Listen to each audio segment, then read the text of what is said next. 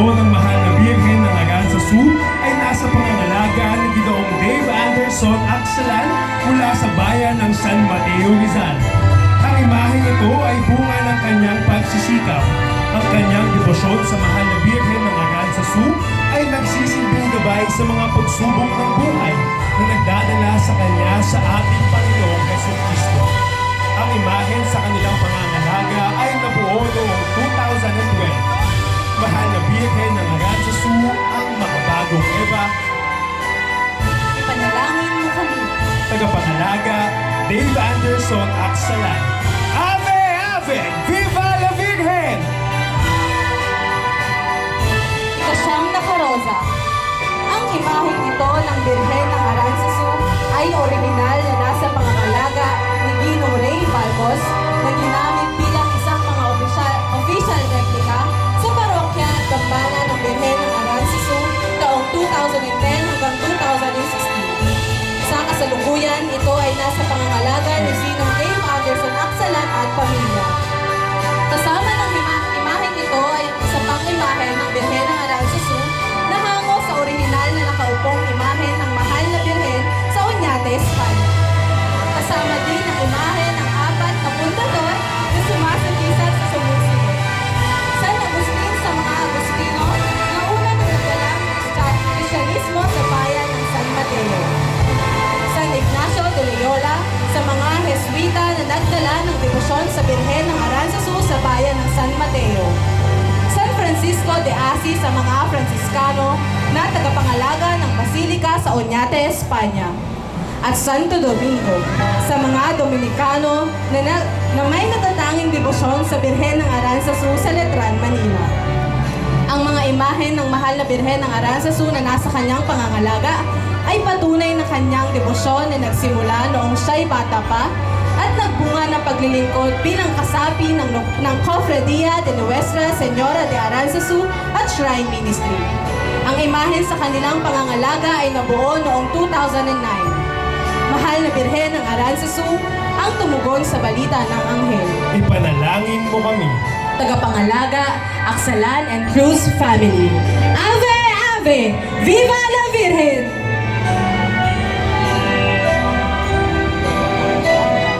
Para po sa ikalawang bahagi ng prosesyon, ating pong tunghayan ang mga imahen ng mahal na Birhen ng Aranzazu mula sa iba't ibang bahagi ng bansa.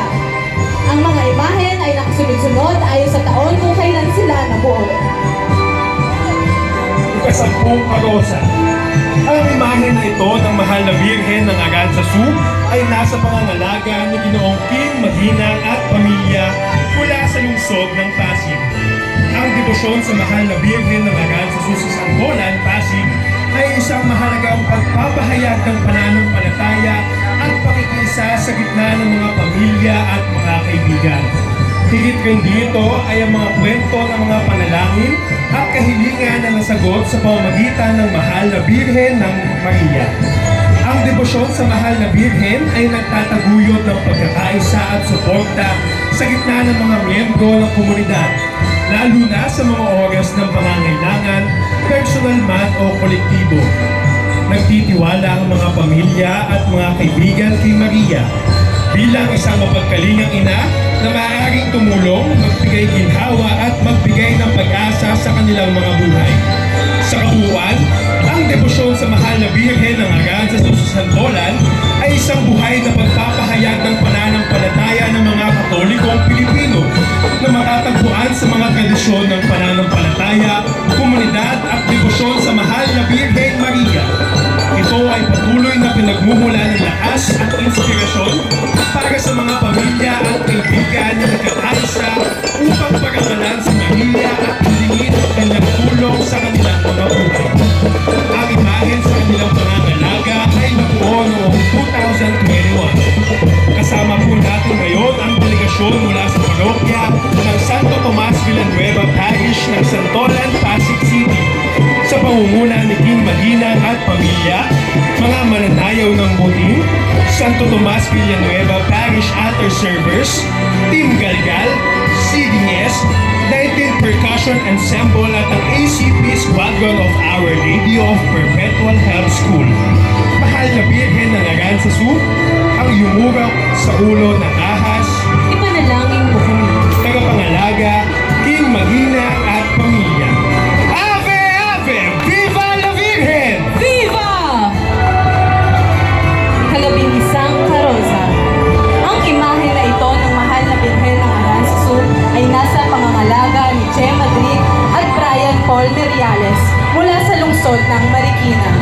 Sa kanilang kabataan ay namulat na sila sa debosyon sa mahal na Birhen ng Aranzazu at mas lumalim pa ito nung sila ay nakapagsimba sa ating bambana at mabigyan katuparan ang kanilang mga panalangin at kahilingan.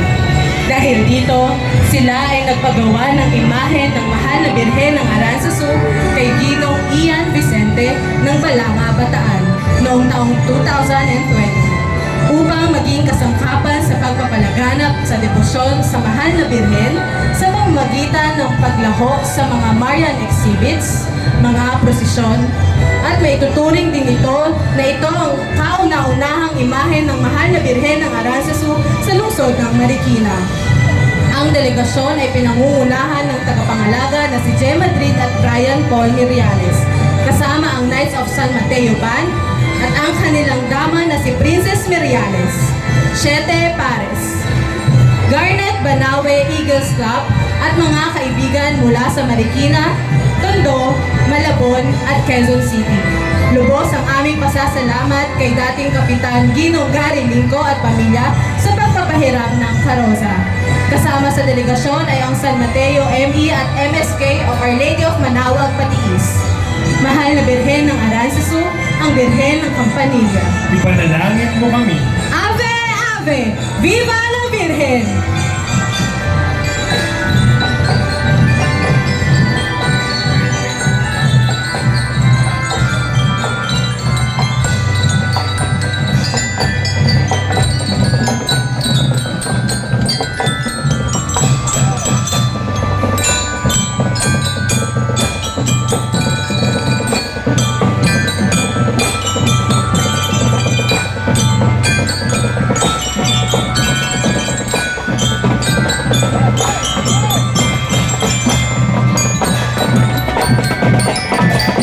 Ave, Ave! Viva la Virgen! Viva!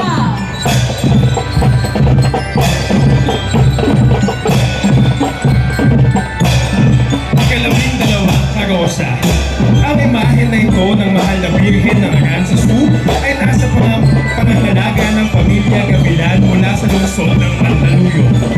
Nililong bago ang pandemya ng COVID-19 noong 2019.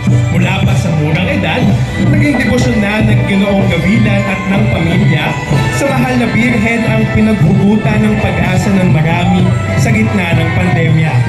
Isang inang nakikinig sa ating bawat daing at pagluha. Idinaos ang maliit na posisyon, novena at pagpaparangal sa mahal na ina sa paglibot nito sa mga barangay ng Mandaluyong. Sinasagawa sa Mandaluyong ang siyam na bahay, siyam na buhay at arandalaw o ang pagdalaw ng inang Aranzazu sa mga bahay-bahay. Ang imahen ay lilok ni Francisco Cagaya mula sa Paete, Laguna noong 2019. Kasama sa delegasyon ang Familia Community, Encouragement Ministry, MSK of Our Lady of Fatima of Dulong Bayan 2. Mahal na Birhen ng Aranzazu, ang Birheng nagpakita sa namamastulan, Ipanalangin mo kami. tagapangalaga, Kenneth Gavilan at pamilya. Ave, Ave! Viva la Virgen! Viva! Kalabing-tatlong karosa. Ang imahe na ito ng mahal na Birhen ng Aranzazu ay nasa pangangalaga ni Ginong AJ Cecilio mula sa Tondo, Manila. Nakilala ang debosyon sa mahal na Birhen ng Aranzazu ng pamilya Cecilio noong October 27, 2018 sa pamamagitan ni Ronnie Cecilio nang minsan ay mapaginipan niya ang mahal na Birhen na may kalong na sanggol at may hawak na mansanas. Ipinagtanong-tanong niya kung anong meron bang imahe ng mahal na Birhen na may hawak ng mansanas at may nagpayo sa kanya na tignan sa pamamagitan ng social media kung saan matatagpuan ang imaheng ito ng Birheng Maria at natuklasan niya na ang imaheng ito ay San Mateo, lalawigan ng Rizal. Simula noon ay tinangkilik na ng pamilya ang pangalagaan ang imahe ng mahal na Birhen ng Aranzazu, lalo na ng sumakabilang buhay na kapatid nilang si Ronnie. Ang imahe sa kanilang pangangalaga ay nabuo noong 2018. Ang kanilang kasama ay Mother Butler Guild, Parish Renewal Experience at MSK ng San Mateo, Dulong Baituan. Mahal na Birhen ng Aranzazu, ang Birheng Puspos ng Kaliwanagan. Ipanalangin mo kami. Ave, Ave! Viva la Virgen! Ave! Ikalabing-apat na karosa. Ang imahe na ito ng mahal na Birhen ng Aranzazu ay nasa pangangalaga ng pamilya Galizim Gonzales mula sa Cainta, Rizal. Nagsimula ang kanyang pagkakilala at debosyon sa Birhen ng Aranzazu taong 2017 nang siya ay makapunta sa dambana nito sa San Mateo. Mula noon, nilayon niyang magkaroon ng sariling imahen at ito nga ay naisakatuparan. Ang debosyon niyang ito ay naging matibay niyang sandalan at tagapamagitan patungo kay Jesus. Ang imahen sa kanilang pangangalaga ay nabuo noong 2018 kasama sa delegasyon ng Apostolado ng Panalangin, Live Christ, Share Christ, Tipanan Seminar at ang MSK ng Divine Mercy. Mahal na Birhen ng Aranzazu, ang birheng takbuhan ng mga nangangailangan. Panalangin mo kami.